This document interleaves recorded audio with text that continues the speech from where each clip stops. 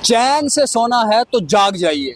ये जुमले, ये बातें आपने अक्सर सुनी होगी, लेकिन अगर जम्मू में देर रात आप अपने काम से बाहर निकल रहे हैं और कोई महिला आपसे लिफ्ट ले रही है, आपको लिफ्ट दे रही है, तो सतर्क हो जाए। ये ऐसा हम इसीलिए कह रहे हैं क्योंकि बीते शनिवार जम्मू के अंदर एक ऐसा हादसा पेश आया जिसे पढ़ने के बाद आपका भी माथा ठनक जाएगा।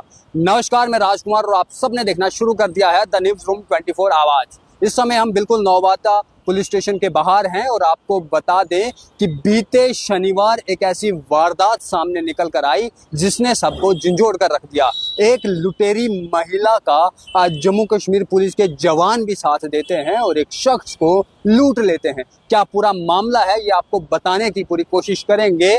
आपको बता दें कि इससे पहले इस तरीके की वारदातें जम्मू कश्मीर से बाहर की स्टेट्स में आती थी, लेकिन अब जम्मू कश्मीर भी दिन ब दिन इस रेस में लगा हुआ है कि कब किसे कहां पर कैसे लूटा जाए। क्राइम और नशे में बढ़ता और बदलता जम्मू कश्मीर की एक तस्वीर, एक कहानी ये भी रही। आपको बता दें कि एक शख्स अपनी बहन के घर जम्मू में रहने के लिए आता है। उस शख्स को उसकी बीवी का शाम को फोन आता है कि बेटे की तबीयत खराब हो गई है और आप बाजार से दवाई लेकर आ जाए। आधी रात वो शख्स अपने घर से निकलता है कि कोई दवाई की दुकान मिल जाए और मैं वहां से दवाई लेकर अपने बेटे की बिगड़ी तबीयत का सहारा बनूं। लेकिन होता क्या है, जब वो विवेकानंद चौक के पास में पहुंचता है तो एक महिला उसे लिफ्ट देने की कोशिश करती है, कहती है कि आप मेरे साथ में बैठ जाइए, मैं आपको बस स्टैंड छोड़ दूंगी। और जब वो शख्स उस महिला के साथ उसकी स्कूटी पर बैठता है तो वो महिला अपना असली रंग, असली चेहरा दिखाना शुरू कर देती है। आपको बता दें कि उस शख्स का ये साफ तौर पर कहना है कि मुझे वहाँ से जो विवेकानंद चौक पर बनी हुई जो पुलिस पोस्ट है वहाँ पर जो है बाद में लिया जाता है। वहाँ पर पुलिसकर्मी मेरे साथ मारधाड़ करते हैं और उसके बाद मेरा पैसा मुझसे लूट लिया जाता है।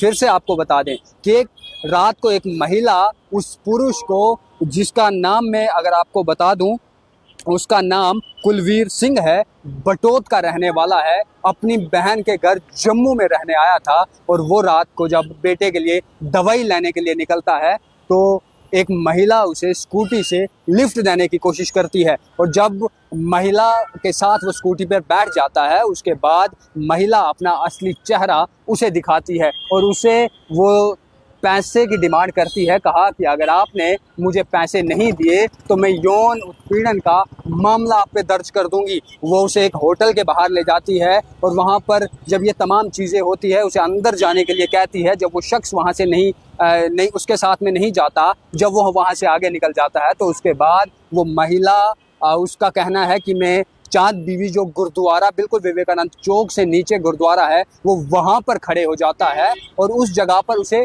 सीसीटीवी कैमरा दिखता है और वो अपने आप को सुरक्षित महसूस करता है कि वहाँ पर जो सीसीटीवी कैमरा लगे हुए हैं, कोई वारदात होगी तो हमें जो है वो मालूम हो जाएगा और सीसीटीवी में तमाम फुटेज जो है वो कैद हो जाएगी, जिसके चलते कुछ भी अगर वारदात होती है, कोई भी घटना होती है तो उसका साफ तौर पर सबूत मिल जाए। लेकिन उसके बाद उस शख्स ने साफ आरोप लगाए हैं कि महिला वहाँ पर आती है और कुछ ही समय में दो पुलिस वाले भी वहाँ पर आ जाते हैं। विवेकानंद चौक के पास में जो पुलिस पोस्ट बनी है वहाँ पर मुझे लिया जाता है।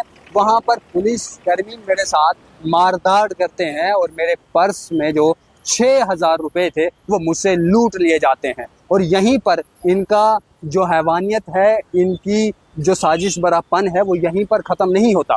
उसके बाद में उस शख्स के 1,900 रुपये ऑनलाइन ट्रांसफ़र भी एक नंबर पर कराए जाते हैं। इस शख्स ने अपना ये पूरा मामला जो है वो शनिवार को नवाबादा पुलिस स्टेशन में जो है वो एफआईआर दर्ज की, लेकिन उसके बाद अभी तक कोई भी कार्रवाई नहीं हुई। कल के दिन उन्हें लगा कि कुछ ना कुछ जो है इस मामले में बढ़त हुई होगी, लेकिन ऐसा बिल्कुल भी नहीं हुआ। और कल देर रात उन्होंने एक मीडिया हाउस के साथ बातचीत करते भी की है, जिसमें उन्होंने साफ तौर पर कहा है कि अभी तक जम्मू कश्मीर पुलिस की तरफ से कोई भी एक्शन उन दो पुलिस वालों पर नहीं लिया गया है। अब आप ज़रूर हमें कमेंट बॉक्स में कमेंट कीजिए और हमें बताइए कि एक शख्स जो किसी हादसे का शिकार हुआ हो, जो किसी मुसीबत में पड़ा हुआ हो, वो पुलिस के पास ना जाए तो किसके पास जाए? पुलिस उसकी मदद करने के लिए ना निकले तो आखिर कौन निकले? लेकिन अगर पुलिस ही उस हादसे में मुलव्विस हो जाती है, पुलिस ही उन चीज़ों में उस शख्स के साथ गलत करने लग जाए, तो एक बेसहारा युवक जो बटोत का रहने वाला था और बटोत का रहने वाला है, और वो वहाँ से बहन के घर जम्मू आता है, देर रात अपने काम से निकलता है, और उसके बाद उसके साथ ये घटना हो जाती है। और इस घटना के बाद, जिसमें खुद 2 पुलिस वाले इन्वॉल्व भी हैं, उसके बाद वो आखिर अपनी फरियाद किससे सुनाए? फिलहाल जम्मू कश्मीर के उच्च अधिकारी जो हैं, उन पर भरोसा है कि वो ज़रूर इसमें जो है वो कार्रवाई करेंगे, इस शख्स की मदद करेंगे। लेकिन इन तमाम चीज़ों, ऐसी जैसी घटना जम्मू के अंदर जो हो रही है, आखिर इसका जिम्मेवार कौन है? ये ज़रूर आप कमेंट कीजिएगा और बताइएगा कि आखिर आप में से भी बहुत सारे ऐसे लोग होंगे जिनके साथ इस तरीके की घटना होती रही होंगी।